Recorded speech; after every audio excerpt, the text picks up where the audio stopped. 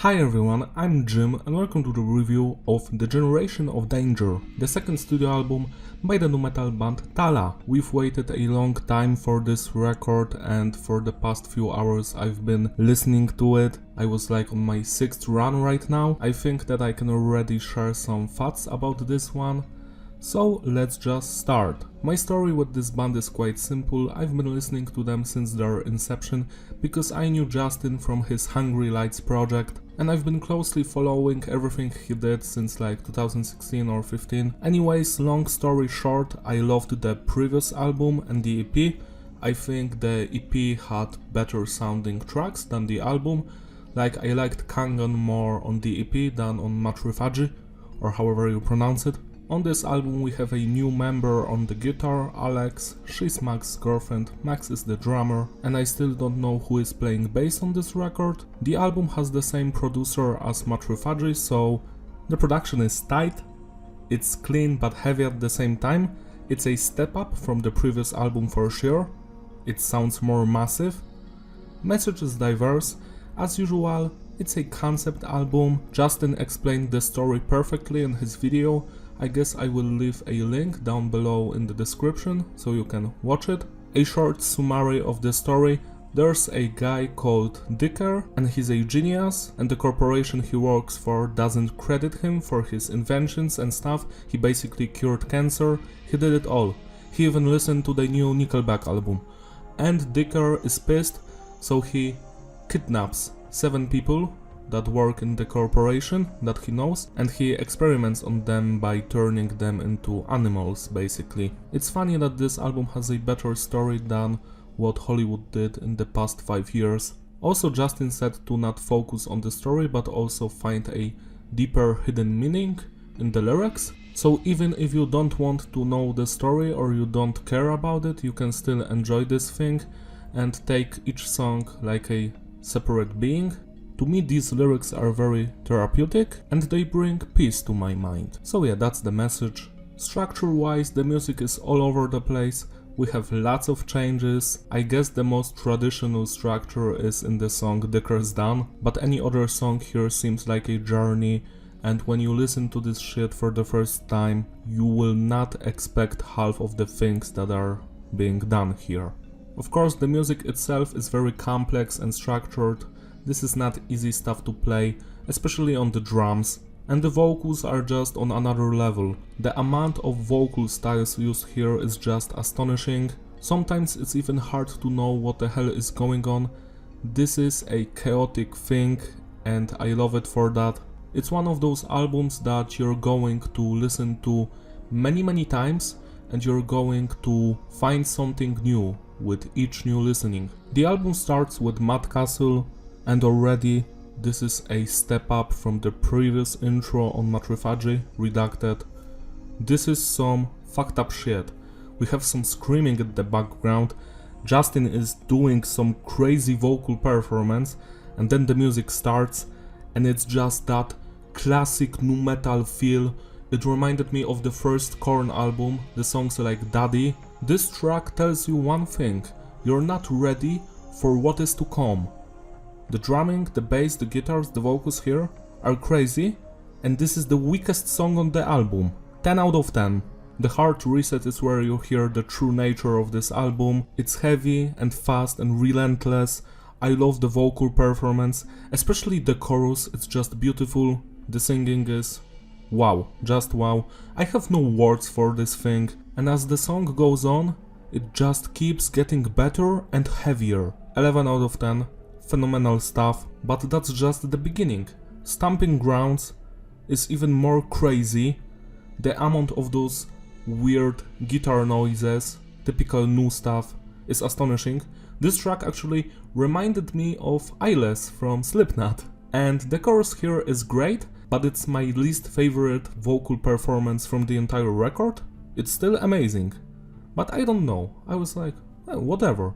But everything else on this song, the screaming, the growling, the heaviness of it, is just 11 out of 10. The Impressionist was the second single from this record. It's more straightforward than the rest of the songs. The highlight of this song for me is the chorus and the bridge. I'm just better than you. The drumming throughout these first couple of songs is just amazing. It's like Max is channeling his inner Joy Jordison. Both of the guitarists are just killing it. And of course, don't forget our DJ, Musin, who's on every song, adding those cool scratches. This creates that early 2000s atmosphere, but in a good way. What can I say? I've heard this song around 500 times already and I still love it. 11 out of 10. Shaken not stirred. I've already done a song review of this thing. Let me repeat myself. Everything here is great. I am not that fond of that opera stuff, you know, that very singing moment after the second chorus. It was still fun to listen to, but the final breakdown is way better for me. I just love it. That 20-second growl. And of course the second verse, where Justin changes the vocals from singing to screaming. Epic shit. 11 out of 10. Further Recognition is also one of the singles that I've already reviewed. At the beginning of this song we hear some cool noises. These noises are actually reminding me of my ex-girlfriend. She would do them when she was horny. Anyways, cool song. I love the middle part of it, when it's the heaviest. And of course, the choruses here are amazing. And that final breakdown is just out of this world. This reminds me why nu metal is one of my all-time favorite music genres, up there with tech death. These are just some pure emotions, and I love it. 11 out of 10. Of Nothing is one of my personal favorites here. If I could marry this song, I would. Justin is just destroying his throat for us. I don't know how to put this into words, but you need to listen to this song right now. 11 out of 10. The Curse Done was released as a single a week ago without the band's consent. Great work, Earache Records. This stuff is also great. I remember listening to this track like 3 years ago on YouTube. Oh, I forgot to mention. 11 out of 13 songs here were already done in 2019. So this album predates Matrifagy. The Curse Done is one of those songs that I truly enjoyed the instrumental work, especially the guitars. The drumming is as usual on point, and the sheer anger and emotion in this track is melting my brain. The curse! Or however Justin is doing it. I love the chorus. It reminds me of old school Korn. It's very melodic and beautiful at the same time. And the final chorus has some gospel music or some shit? Symphony stuff? I was like, what the hell is going on here? I was pleasantly surprised by the experimentation that is happening on this record. I love when bands do this. You know, my favorite bands are Tallah, Decrepit Birth, but also some crazy shit like Pinup Went Down, Dissolution, you know, stuff like that. So this is making me very happy. 11 out of 10, The Frog is Pleased. Telescope was the first single released from the album. This song radiates energy, it's fast, it's heavy, it's straight to the point. The vocal performance, as usual, flawless. The chorus, memorable. I could shed a tear for that part in the middle when he's just "and I put chemicals in their brains." This track brought a lot of joy into my life. 11 out of 10. I know that I am repeating myself all of the time, but this album is just that good. Next song, I have no idea how to pronounce this one.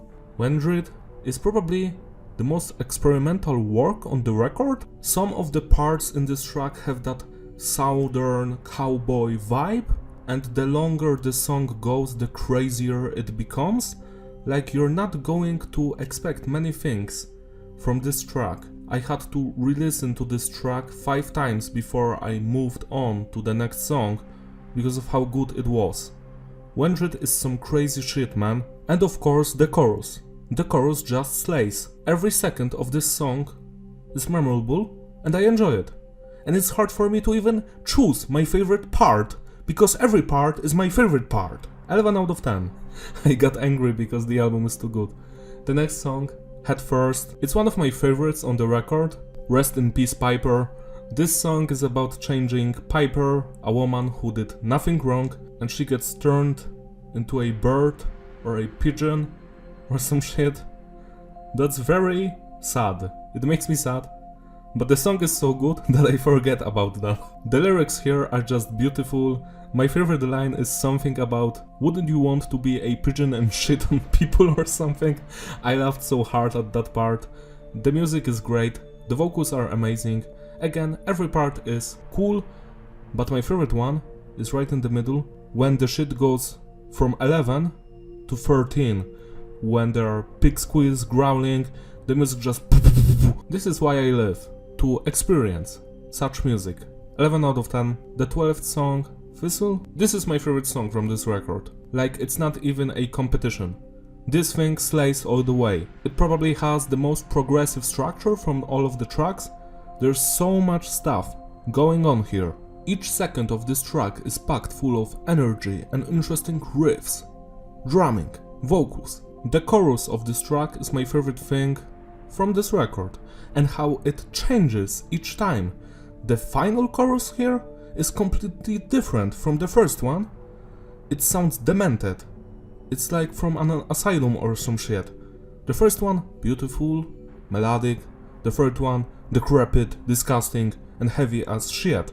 Amazing stuff, and the song doesn't stop there. It just keeps getting heavier, and again, the final minute is like, what the fuck is going on here? This is amazing music. 11 out of 10. And the final song, How Long?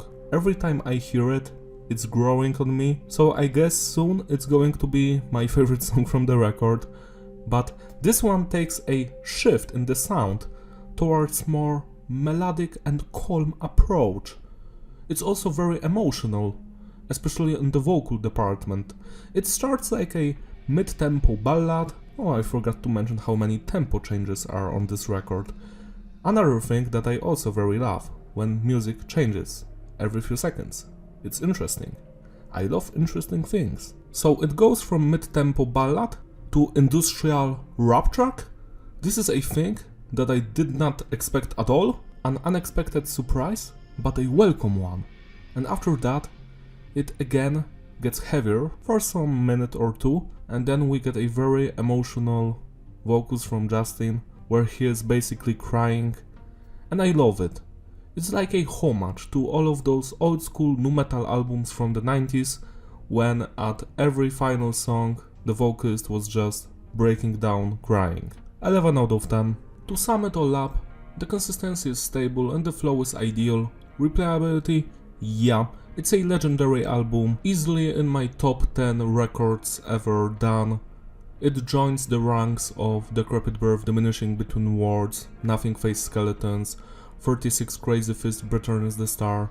These are the albums that I always love to listen to. It's just the first day of the release, but I know that this album is going to be so much more for me in the coming days, because I will be listening to it every day. An album of the year for sure.